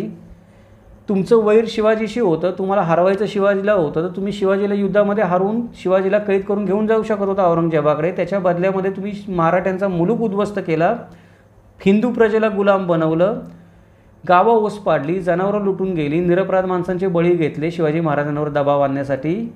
आदिलशाह, पोर्तुगीज, लहान मोठे जमीनदार, सरंजाम सगळ्यांना शिवाजी महाराजांच्या विरोधामध्ये फितवलं. शरणागती पत्करल्याशिवाय आमच्याशी बोलणं करू नका अशी ताटर भूमिका घेतली. शिवाजी महाराजांना मी वरती उल्लेख केल्याप्रमाणे, आधी उल्लेख केल्याप्रमाणे हाताला रुमाल बांधून लाजिरवाण्या रीतीनं भेटायला यायला भाग पाडलं, जे शिवाजी महाराज कधी कुठल्या बादशाकडे पण गेले नाहीत भेटायला. अशा पद्धतीनं पुरंदरच्या तहाच्या जाचक अटी शिवाजी महाराजांवर निष्ठुरपणे लादल्या, जेणेकरून महाराजांचं भौगोलिकदृष्ट्या, आर्थिकदृष्ट्या, रणनीतिकदृष्ट्या, मानसिकदृष्ट्या सर्व प्रकारे खच्चीकरण करण्याचा प्रयत्न केला. शिवाजी महाराजांनी आदिलशाह एकमेकांना भेटून एकमेकात एक होऊन परत मुघलांविरुद्ध लढू नये म्हणून शिवाजी महाराजांनी आदिलशाह दोघांना पण झुलवलं स्वतःची बुद्धी वापरून. मोगल मनसबदार म्हणून शिवाजी महाराजांना मनाविरुद्ध विजापूरच्या आदिलशहाच्या स्वारीमध्ये सामील व्हायला भाग पाडलं. पन्हाळ्याच्या स्वारीवर शिवाजी महाराजांना पाठवलं. आपण मोठे याने सांगतो की मिर्झाराजे जयसिंग आणि शिवाजी महाराजांचा धोका दूर केला, प्राण वाचवले दिलेर खानापासून. पण विचार करा की जो माणूस राजा आहे पन्हाळगडासारखे, ज्याच्याकडे 35 किल्ले अधिकारिकरित्या का होईना त्याने जिंकलेले आहेत, त्या माणसाला तुम्ही पन्हाळगडाचा किल्ला जिंकायला पाठवता. म्हणजे एक प्रकारे शिवाजी महाराजांचा तुम्ही अपमानच केलेला आहे की तुम्ही स्वतः जातीने जाऊन पन्हाळगड किल्ला जिंकून या प्रकारे शिवाजी महाराजांचा उपमर्द केला.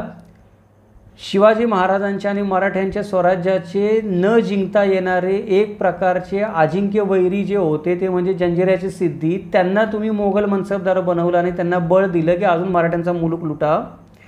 महाराजांना आग्र्याला बोलवून घ्यावं असं स्वतः तुम्ही सुचवलं औरंगजेबाला. शिवाजी महाराजांना तुम्ही स्वतः बळीचा बकरा बनवून औरंगजेबाच्या गुहेमध्ये पाठवलं. बादशाहवर दबाव आणून उरलेले किल्ले आणि प्रदेश पण शिवाजी महाराजांकडनं काढून घेण्याचा तुम्ही प्रयत्न करताय.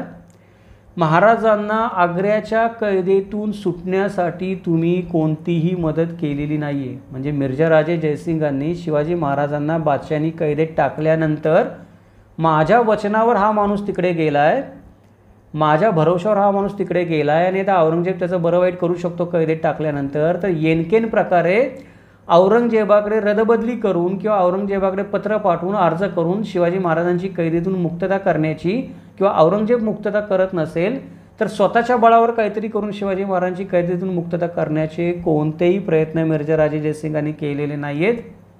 उलट ते यांना औरंगजेबाला सांगतायत की त्यांना अजून कैदेत ठेवा तिकडे काही दिवस, त्याच्यावर अजून दबाव आणा, त्याच्याकडनं काही किल्ले मुलूक काढून घेता येत असेल तर काढून घ्या, पण त्याला इकडे पाठवू नका.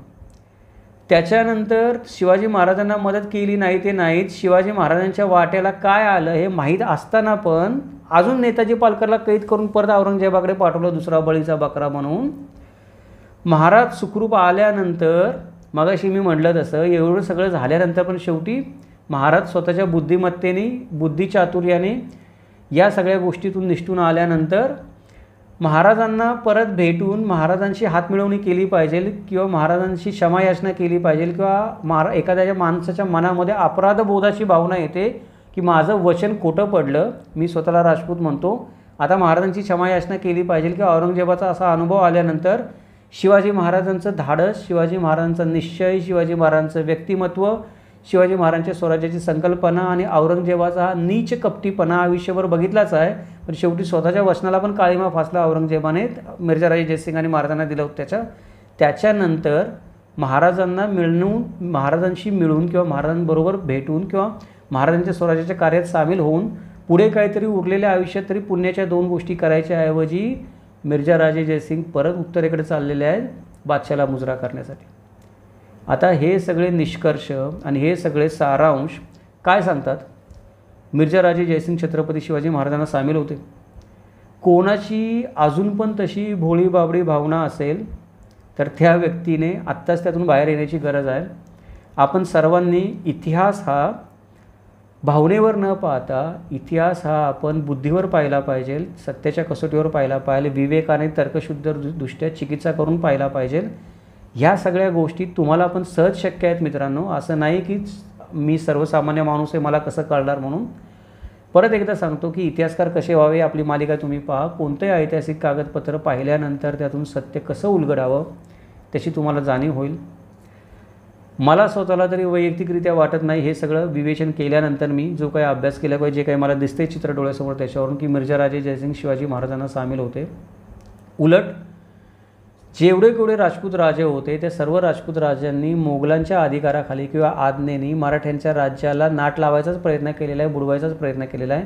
छत्रपती शिवाजी महाराज काय मिर्झाराजे जयसिंगांच्या नंतर त्यांचा नातू रामसिंग, त्यांचा पंतू बिशन सिंग, त्याचा परत अजून रामसिंगाचा नातू पुढचा पहिला सवाई जयसिंग, त्याचा मुलगा अजून परत माधव सिंग किंवा अजून जे काही असतील सिक्वेन्समध्ये जे लोक येत असतील ते, या सगळ्या लोकांनी आपण बघितलं तर दुसऱ्या बाजीरावाच्या काळापर्यंत मराठ्यांना कुठल्याही प्रकारची साथ केलेली नाही आहे. पानिपतच्या युद्धामध्ये कुठल्याही राजपूतांनी मराठ्यांची साथ दिलेली नाही आहे. त्याला मराठ्यांची पण धोरणं कारणीभूत आहेत. मराठ्यांनी जुलमी कलमं लावली राजपूतांवर, त्यांच्याशी जुळवून घेतलं नाही.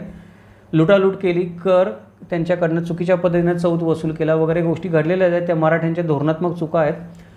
परंतु जेव्हा मराठे परकीयांशी लढत आहेत या देशाचं रक्षण करण्यासाठी, त्यावेळेला आपापसातले भेदभाव विसरून पण पानिपतच्या लढाईमध्ये कुठल्याही राजपुताने मराठ्यांना मदत केलेली नाही आहे. या सगळ्या गोष्टींचा विचार करा आणि तुम्ही ठरवा की मिर्झा राजे जयसिंगांची मानसिकता छत्रपती शिवाजी महाराजांना सामील होण्याची असू शकते का. भेटूयात आपण उद्या एका नवीन विषयानुसार. उद्याचा आपला व्हिडिओ असणार आहे किंवा पुढचा आपला व्हिडिओ असणार आहे या अशाच एका विषयावर की ज्याच्याबद्दल लोकांची काही भाबडी समजूत असते किंवा गैरसमज असतात किंवा आकस असतात म्हणू आपण.